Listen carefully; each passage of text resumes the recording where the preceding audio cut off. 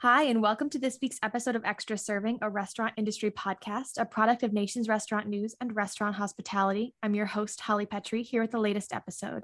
And now it's time to introduce my two co-hosts. My name is Leigh Zinsmeister, and I am the managing editor at Nation's Restaurant News. And I'm Joanna Fantozzi, a senior editor with Nation's Restaurant News. It's our all-female episode. It was weird to go first after you, Holly. I'm so used to sitting quietly for a minute while Sam introduces himself, but Sam's not here. We kicked him off. Goodbye. Kicked himself off. No, Sam is moving this week. He'll be back next week. We did not kick him off as much as we may want to some days. I don't think it would be a hard sell, so probably be careful what we wish for. Well, anyways, he is not here this week. It is just the three of us. So what is up with you guys? What's been happening in your lives? In our lives or our work lives? No, let's just go with personal lives. I want to hear some juicy stuff this week. Much to our audience's disappointment, I think we're going to pass on this because, Holly, you already know everything that goes on in our lives, personally and otherwise. That's very true. Don't need to talk about it on a podcast. Though it would be very interesting. And I think that could be another podcast idea. So if anybody wants to hear that, hit me up and I can start a new podcast. I just want to be there when you pitch that to the boss. You know what? I think I can make it work. Well, anyways, Joanna and I went to Italy yesterday for a very interesting video that is work related. So it was very, very cool. I'd never actually been to the upstairs restaurant at Italy. I go to Italy all the time. Big fan of their bathrooms. I use the bathrooms at Italy a lot. But I also love Italy in general. I always go to the bathroom and then I buy something because you cannot leave there without buying something. It's physically impossible to walk into that space and not buy something. Like I don't know what they put in the air. I don't know what it is, but there's something in Italy's air that like you walk in and you're just like, I need to get something. I don't know what I need, but I need something. I need some kind of food. For me, it's usually Nutella gelato. Oh, I usually get like cheese or something. It's usually like some sort of just cheese. Beeline to the upstairs restaurant and get like a plate of pasta and a glass of wine. So, well, I got to watch them make the pasta and I got to hear all about it. And it was so interesting. And so stay tuned for that video. We're going to have a few videos from our trip to Italy. So it's going to be really interesting. So that is work related, not personal though. You do get to hear about some of the places I go to the bathroom in the city. I could make a whole podcast about that. You're just full of new podcast ideas. That's what today is. Today is all new podcast ideas from Holly. The all-female version of Extra Serving is just Holly's ideas. Great. Oh man, I miss Sam. Me too. So Holly, what's going on in the news this week? I was going to talk about Joanna's wedding. Because Joanna got married.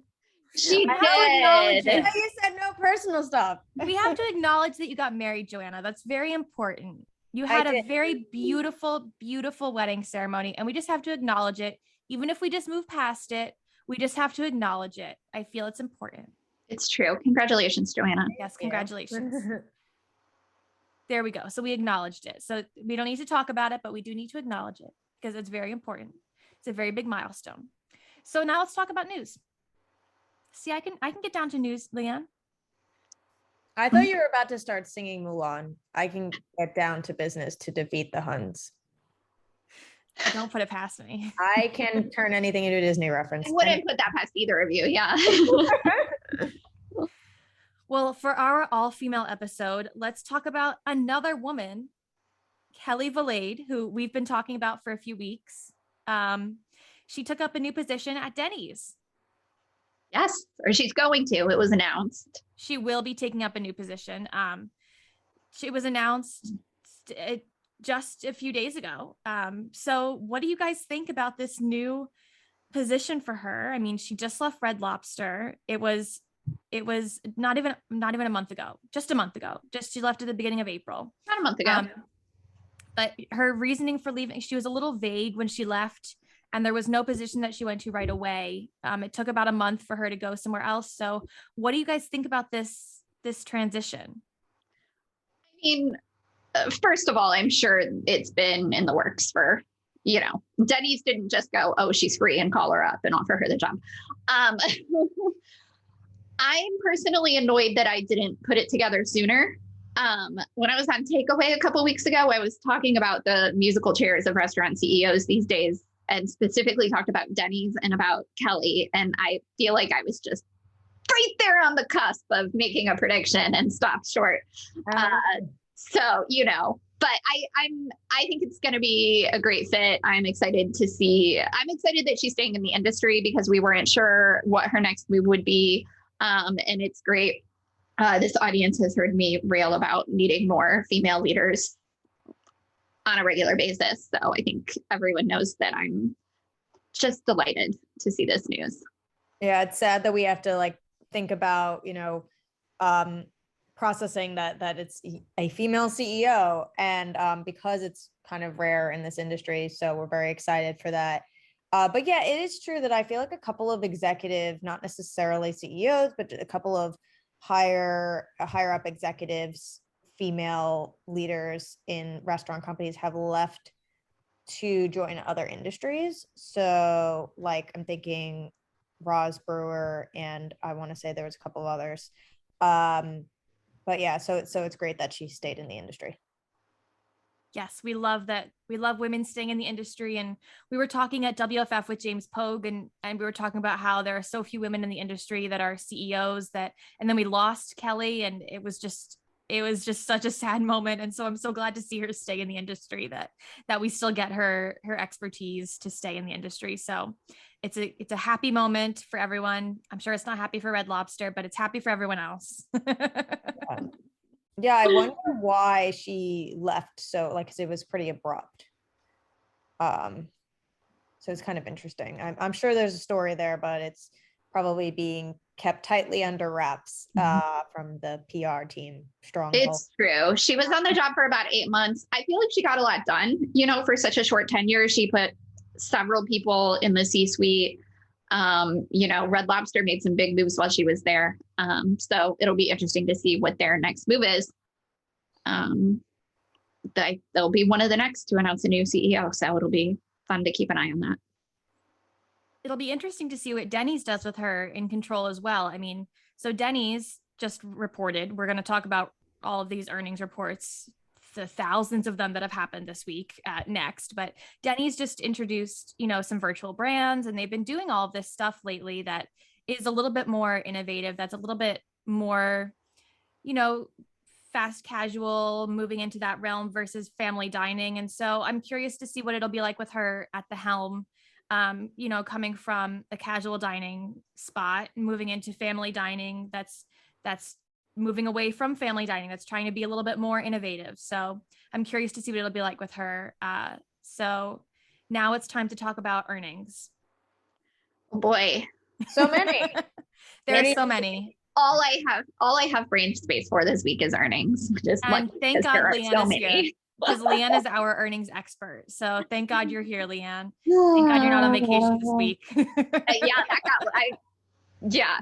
It worked out conveniently that I was here. We're very lucky. Yes. So Leanne, take it away. All right. Well, just as an overall, I think we had, I'm going to say at least a dozen restaurant brands reported this week, for what for most is financial Q1. And overall, it was a good quarter. For the most part, same store sales are up across the board. An interesting exception is some of the pizza brands are struggling, which I'll let the two of you talk about, but Pizza Hut and Domino's were both down this quarter, which is unusual for a QSR pizza brand, specifically Domino's. Papa John's was up, so it's not broad strokes for that segment, but the other two big QSR pizza chains were down. And I know you guys covered those earnings calls this week, so I will let you guys talk a little bit more about why that might be and what's going on there. Yeah, I am not super shocked specifically about Domino's and Papa John's, because they've been kind of heading in that way for a while. For the past couple of quarters, it seemed like, a few quarters ago, Domino's was the king of the pandemic basically, and did so well in 2020 especially, and has been kind of slowing down since. Whereas Papa John's keeps getting better and has this momentum. So I'm really not that surprised. And I think it does come down to, at least between the two of them, it comes down to, I think third-party delivery, honestly. I think that makes a big difference, because it seems like both brands, felt that labor crunch, but the difference is that Domino's does not use third-party delivery, and Papa John's kept in their earnings call, they kept emphasizing the importance of their partnerships, specifically with DoorDash. So. Well, Pizza Hut was down 6%, and they actually used third-party delivery, but they blamed their loss on a shortage of drivers and a shortage of workers to deliver their pizzas. They specifically blamed it on delivery. So I find it interesting that we can compare it to Papa John's, and see that they have, that Papa John's is doing well with delivery versus Pizza Hut is not doing well with delivery. And it just seems like a brand by brand case versus being, third-party delivery can be king for everyone. So I find that very interesting. Mm-hmm. The other thing that's sort of interesting is that Papa John's is at they call it a premium price point, but I think that's a slight exaggeration in comparison to their competitors. I think they're in a slightly higher price point. So they say that they don't need as many orders to hit that point of increased sales and same store sales, maybe necessarily as a competitor like Pizza Hut and Domino's. So they didn't. So at least in the case of Domino's, and I know that you covered Yum this quarter, so thank you for that. And so you'll be a little bit more familiar with that. But at least in the case of Domino's, it really seemed like they couldn't keep up with demand. So Leanne, what else do we have to hear about earnings? I know that we have a lot of more brands that reported. So many brands. The other big theme this week was inflation. It's still something that we're dealing with. It's something that every single brand mentioned. There was one piece of good news on this topic this week, which is that Wingstop says that the price of wings is about half of what it was a year ago. So wing prices are falling, and in general, whatever wing prices do, the rest of at least chicken tends to follow. And that lines up with what Noodles & Company reported last week, but I'm still going to talk about it, which is that they are seeing Noodles & Company uses chicken breast, and I think they said like 40% of their orders include chicken. They're dealing with rising prices. They've introduced a $1 surcharge on chicken to their menu. So it's different from a straight menu price increase in that it's designed to be temporary. When chicken breast prices fall, they will just remove the surcharge. They said they expect the price of chicken breast to continue rising through the next quarter. And then in the second half of the year, they're expecting relief in that area. So we may be reaching the peak of inflation. Other comments on inflation this week, Dine Brands talked about a lot of it. Of course, they are the parent company for Applebee's and IHOP. They said that they're not seeing any pushback on inflation, specifically because grocery prices are rising faster than restaurant prices are at the moment. And for their audience, specifically for a family dining, casual dining consumer base, they tend to see that when that's the case, it doesn't affect their traffic. So that's good news for a brand that is dealing with inflation, but their consumer base is open to it. So lots of inflation chatter this week, as expected. Yeah, I'm curious what are both of your thoughts on, because I think it's a complicated and nuanced question on why it seems that certain brands perform well under inflationary pressure as compared to others. Like, for example, Starbucks was going on and on about how even despite the fact that they took pricing increases multiple times, inflation kind of is a runaway train, and it's not mitigating as much as they hoped. But at the same time, Starbucks did amazing this quarter and has been doing amazing. So it's interesting to me that some brands seem to kind of crumble under that pressure of inflation, but others don't.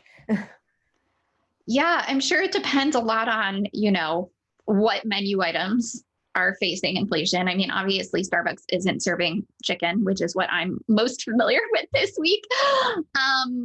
It depends on your consumer base and their attitudes, and it depends on what your goals are as a company. Maybe Starbucks' focus right now isn't necessarily same store sales. And so seeing an increase in that area might not be a win for them.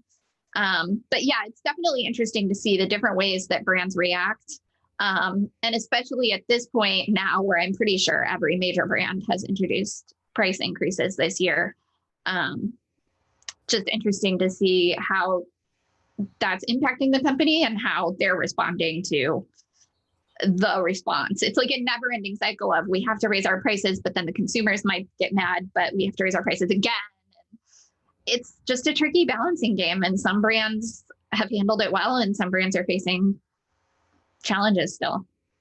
Yeah, it's interesting. So Sweetgreen's CEO was saying during their last quarter earnings call, when there was price increases too, that they just have this really loyal customer base. So they were up, I forget how much they were up in the fourth quarter, but this quarter they were up 35%. And they saw price increases across the board. I mean, they deal with chicken every day, and they're increasing their prices, but they have this really loyal customer base who's going to Sweetgreen, who's not going to really see the same kind. I mean, Chipotle is the same thing. Look at Chipotle. Chipotle was up this quarter too. They saw huge price increases. We heard Lisa Jennings on the podcast recently say that like her son almost stopped going to Chipotle. He's a big fan, but that he almost stopped going to Chipotle because the price was so high. I mean, these places just have really loyal fans. And there are some places that just really garner this fan base that is willing to suffer a price hike or two or three or four, and to get their product that they love. It also very much depends on who your consumer base is. This is going to be a very broad stroke statement just based on my impressions, but like in my mind, the Sweetgreen consumer is a young urban professional, whereas the Dine Brands consumer might be, a family with small children. And they're just going to have different reactions to things like this. They're going to have different priorities, things that they need to be spending their money on. And so, for me as a, young urban professional, my dining out habits have not changed this year, at least not due to menu price increases, because I am a young single woman in New York City and I can afford to pay a little bit extra to just keep getting the same food. But for families that have to worry about gas prices and more groceries and things like that, and those people eat at completely different restaurants. Well, that was a great analysis of what's happening in the earnings sphere. And I'm sure that we're going to see a gallery coming up soon on our website, Leanne, from you. So everybody check that out when it happens. No promises on the date, but it will be coming up soon. So next couple of weeks. I am, somewhat tied by sponsor obligations. So I have a big idea of when these things come out. So be sure to check that out when it comes up, but we will definitely have more on this on our site. So now to wrap up our podcast, I'd love to get an update from you, Joanna, on the whole Starbucks Union Schultz thing. We tried last week to talk about it, and none of us were as informed as you. We were all just like, where's Joanna? And every day something else happens, and every day there's something that we need to talk about, and we don't cover it all on our site because there's just so much that happens that doesn't necessarily need to be covered on a daily basis. But I'd love to just get sort of a holistic update on what's happening with this whole saga from you. Absolutely. So I think that the big things to know about right now is that if you thought that, let's say like 3 or 4 months ago, that relations between unions, the growing union that represents Starbucks workers and Starbucks itself were tense, then the differences of opinion have only gotten starker since Howard Schultz came back. He is making no bones about it that, that he is very anti-union. I don't think it's like editorializing to say that. And he is being much more blatant about kind of pushback against the union, and calling them like an outside force, et cetera, than his predecessor, Kevin Johnson, was. In this week's earnings call, they didn't talk about unions too much, but they did a bit saying that all these new exciting benefits that they're talking about, including pay raises and student loan refinancing options and some other things that are going to be coming soon, basically will not for unions unless collective bargaining takes place. So they have to negotiate with the union.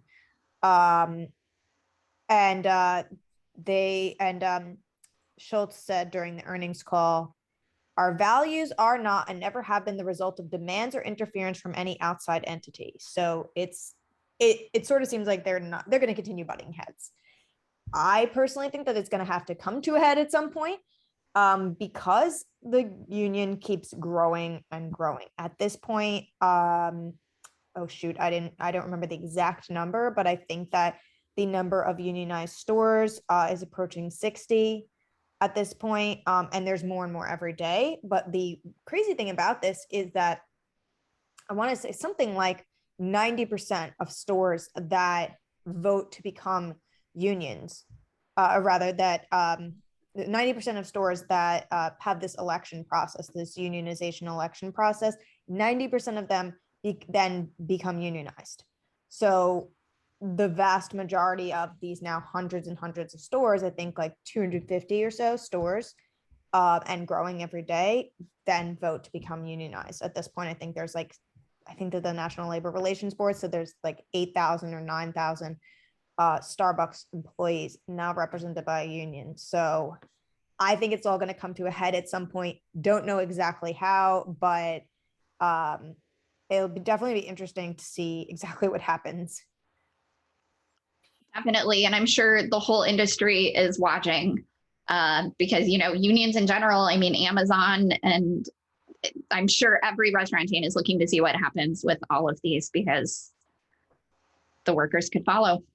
Yes, I think it's interesting that we're not seeing more. I mean, yes, of course, there's Amazon and their unionization efforts and challenges going on, but I think it's interesting that within the restaurant industry, we're not quite seeing other chains follow suit. I sort of wonder why that is, but I wonder if that's not going to be the case any longer. I think that if it becomes like 100 or 200 or more Starbucks stores are now represented by the SB Workers United Union, then maybe other chains will kind of follow suit. And I think it could forever change. This could be a turning point for workforce relations in the industry. Definitely.